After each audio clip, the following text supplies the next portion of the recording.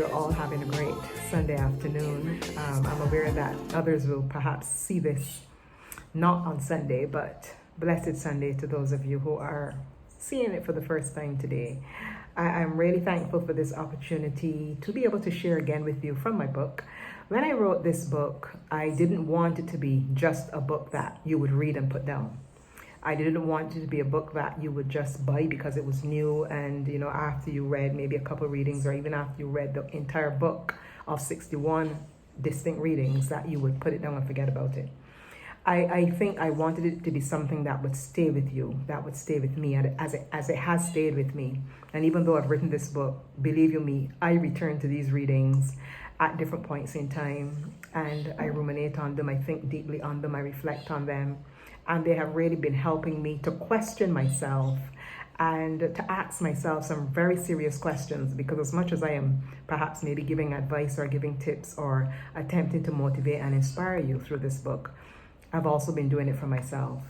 And, my husband and I, we spent some time going through this book together as well. And it has really helped us to clear our thoughts and to make some plans and to look at our own sense of purpose, our own sense of destiny.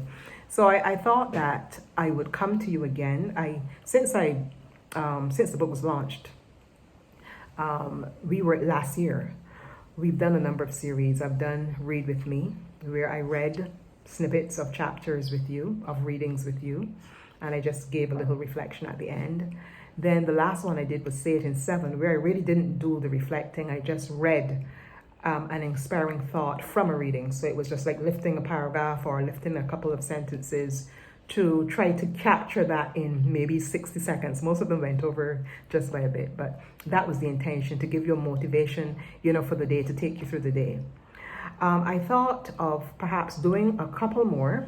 I'm not sure how many I'm going to do. That depends on how I feel. But I've been thinking of doing a couple more with you this time, where I would not be limiting it in time to just 60 seconds, but where I would really try to drill down a bit more on what the reading is saying. And because there's so many readings in this book, I don't feel as if I am giving too much away or anything, because they're 61. 61 is quite a large number, and they're divided into 4 sections. So we have morning, afternoon, evening, and night. And those sections are somewhat symbolic of the entire idea of changing or going through a metamorphosis from caterpillar to butterfly. Remember, the book is called, for those of you who may not know, this book is called Tonight I Am a Butterfly, Celebrating Seasons of Change. So I have not really been given the entire title of the book, but it is Tonight I'm a Butterfly, Celebrating Seasons of Change.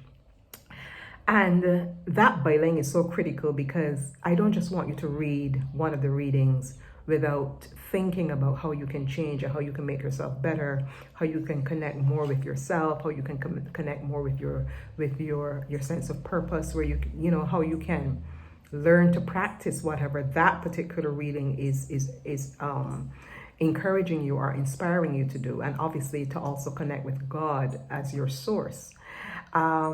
So that has really been my motivation as a writer. And I felt very strongly this morning when I got up that I needed to share this one with you. And I'm going to be sharing 2. I will do them in 2 separate videos, but the first one is With the Eyes of God. I'm going to read most of this, and then I'm going to just share a few thoughts that I want you to keep and to think on and attempt to apply for yourself. So this series, I'm not sure how long it's going to go on. This series is called Choose to Change, because at the end of the day, no matter what we read or no matter what we hear, what others tell us in terms, whether that person is a motivational speaker, whether they're a teacher, whether they're a counselor, a pastor, a friend, an author, no matter what that person says, how valid it may be to your life, you have to make the choice to change. You have to make the choice to embrace what has been said to you, whether in writing, whether in poetry, whether in song, sermon, whatever. You have to make that choice to change. So this series is called Choose to Change. So I invite you into my space, and I'm going to be reading, and then I'll just do a little bit of rumination and yeah, we'll see how it goes. And I invite your feedback. I will be posting this on my social media, so that it will be on Facebook, it will be on Instagram, it will be on LinkedIn, and I will also post it on my YouTube channel. And for those of you who do not know, I have a YouTube channel. I'm now trying to grow my following. This is my second iteration, as it were, because I had a previous YouTube channel with some other videos I had posted several years ago when I started dealing with speaking about relationships and so on. But I sort of rebranded and decided to start a fresh channel. So this one does not have a lot of subscribers, but I'm inviting you to grow that subscription by subscribing and sharing it and inviting others to subscribe. So I'm going to upload this as well to YouTube. I'm Living with Dr. Denise J. Charles on YouTube. Living with Dr. Denise J. Charles. It's a learning and lifestyle channel. So on that channel, I try to share all of what I do. I try not to compartmentalize my life. Professionally, I am an educator. A lot of you know that. I'm an academic. I love working in the area of education. I've been working in education for approximately 30 years or just over 30 years in various capacities. So I do have a lot of insight with respect to learning and education, and you'll find that on my channel as well. But you'll also find other aspects of what I do in terms of my desire to help develop others and to work with individuals. Because I think we need to live more integrated lives, and that the better we are as people, then the better we are, period. So when you are healed and when you are in touch with yourself, when you are connected to God, when you are, seeking to improve yourself through whatever means you see possible. You may need to improve your look, you may need to improve what you wear, you may need to improve how you speak, you may need to improve by doing a course of study in some area that you haven't done before to develop yourself. You may need to exercise and go on a weight loss journey and a fitness journey and a health journey, as I'm currently doing. You may need to improve yourself by tapping into some talent you have that you haven't really maximized. Like you might be able to sing, you might be able to write, to paint, to sew, to create craft. You might to garden and make things grow with your hands, to craft clay. You might have create jewelry. The possibilities are endless. So all of these are things that we can do to help develop ourselves. And I think it is best when we live life in an integrated way. So while I am a professional educator and I work in education and administration, you could say, that's not the only facet of who I am. I'm also an artist. I'm an artist at heart. I love creativity. So you'll find on my channel the project I worked on earlier this year, Seven Sisters Speak, where I brought together a number of poets and we shared. You're going to find my date nights with my husband, some of them that we put online. Not that those are not the only date nights we do, but certainly we'd record some of them and share them with you, where we also try to inspire you to, develop your relationship and make the most of it. Because we work with couples as a part of our ministry. My husband and I, we work with couples, etc. So that's something that we love to do. And yeah, you're going to be finding, little snippets of my life on this learning and lifestyle channel. So I encourage you to subscribe. But I've talked enough. Let's get to reading and ruminating on With the Eyes of God. When we point the finger easily in judgment, when we look down our noses in contempt or fail to forgive, if we have been wronged, we are basically espousing a latent belief in our own perfection or superiority. At least that's what I believe. We may never say it with words, but when we fail to forgive or to empathize with human weakness in others, we are in essence attempting to remove the speck from our brothers or our sisters' eyes while disregarding the large plank in ours, to paraphrase that biblical truth. The ability to be gracious and compassionate in the face of any human failing is predicated on two things: the ability to see our own personal weaknesses and the effort, or at least desire, to see with the eyes of God. I can almost hear the loud protests of those who don't necessarily want to be affiliated with the perfection of God, those who may fear falling short of such goodness, or those not remotely interested in any close affiliation with even the idea of God. Then, of course, there are those who assume that holding on to bitterness, anger, and disapproval are somehow empowering, They may prefer to distance themselves from this idea of attempting to live with godly compassion because it may seem weak, disempowering, and may reek of an uncomfortable vulnerability. But God is extremely vulnerable with humanity. That is why he did not balk at the idea of creating man in his own image and likeness. He wasn't threatened by what we could become. He did not allow his very obvious and real superiority to prevent him from desiring an intimate relationship with us to the point of sacrificing his own son to make that possible. He is not dismissive and distant in the face of our continued and pervasive human failing. So why are we? Why do we hold grudges for inordinately long periods of time? Why do we distance ourselves from painful, disappointing relationships without first seeking resolution? Of course, there will be times when we will attempt to mend fences with loved ones or colleagues, and this may be met with steady indifference. This is beyond our control, and we should deliberately walk in the freedom that comes from knowing that at least we tried. But to not try is to suggest that we are blind to our own shortcomings. It is quite easy to repeat what has become the almost ritualistic and forgive us our debts as we forgive our debtors, while happily not practicing the act of forgiveness. There have been instances in my own life where treasured relationships ran sour. In some cases, I attempted to rekindle what was previously there, but to no avail.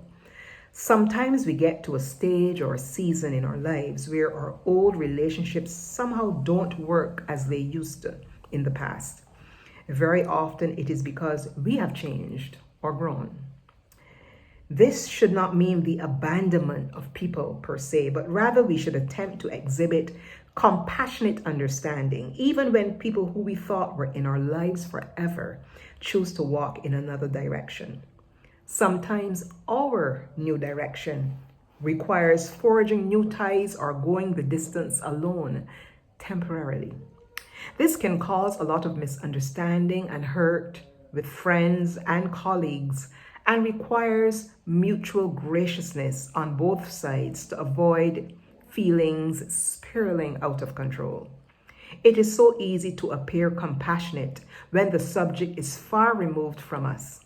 So the hungry orphans in Africa, the bombed out cities in the Middle East, or the flood victims in the Philippines may all appear to be worthy of our compassion and benevolence because they're not actually intimately involved in our lives. We don't know them. They can't actually touch us or vice versa, so it is easy to trick ourselves into feeling compassion and even contributing our resources to their relief. When our spouse, significant other, children, work colleagues, neighbor, or business associate does something which rubs us the wrong way, we are emotionally involved and invested. So compassion in these instances cannot be an abstract concept.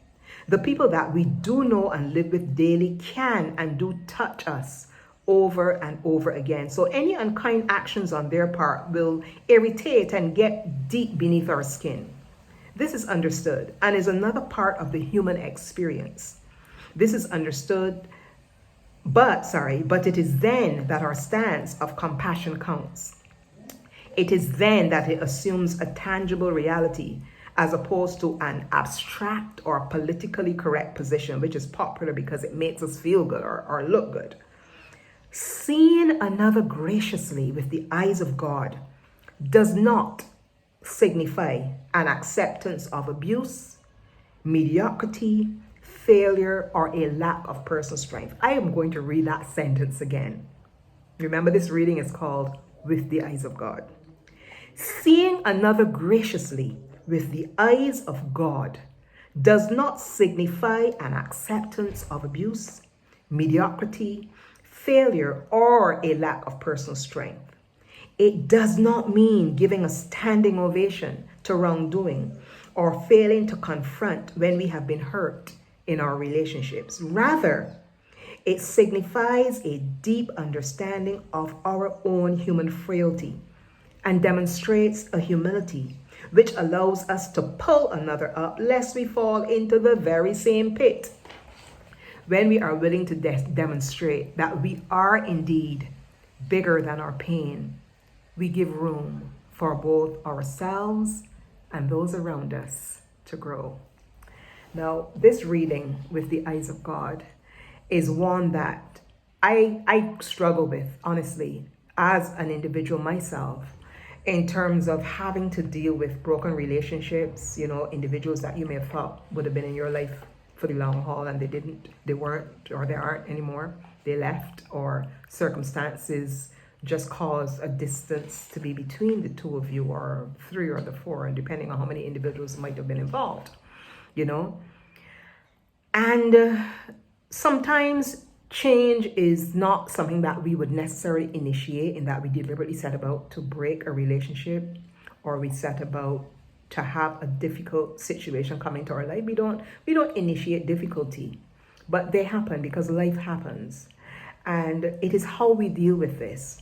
And, we are living in a time now with respect to COVID and all of the challenges it has brought, the social and economic challenges, the health challenges, the mental health challenges, and so on, that it has brought.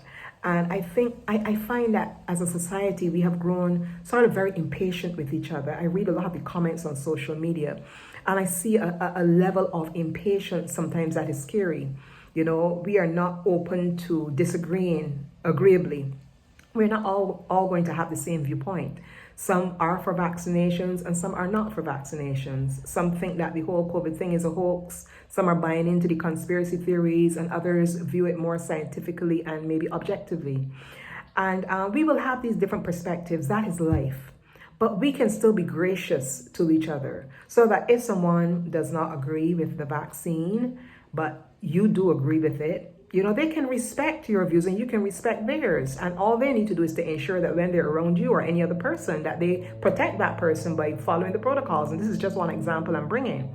But I find as a society as a whole, we tend to be very impatient, and we are so quick to criticize. We are always critical of everything. I'm not saying we cannot objectively criticize things, because obviously we want to speak truth to power. And I believe that when we speak the truth as we see it, as we understand it, it is a catalyst. It can be a catalyst for change. It can be a powerful catalyst for change. So we do want to be able to speak the truth that we see, or what we interpret as the truth, because sometimes what we see as truth may not be somebody else's interpretation of the very same thing.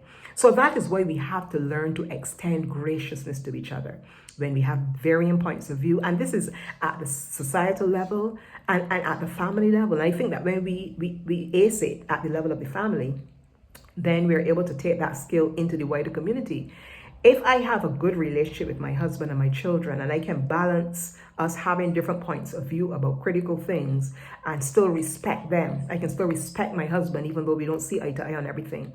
My children they're grown adults, so they won't always agree with everything I say, or we see things differently, some things differently. I still have to be able to respect them as adults, even though they're my children. And likewise, I expect them to continue to show me respect as their mother, even though they're big men, So when we master compassion and empathy within the context of our homes, it makes it easier for us to master it in the context of our office. You're going to work with people who don't always agree with you.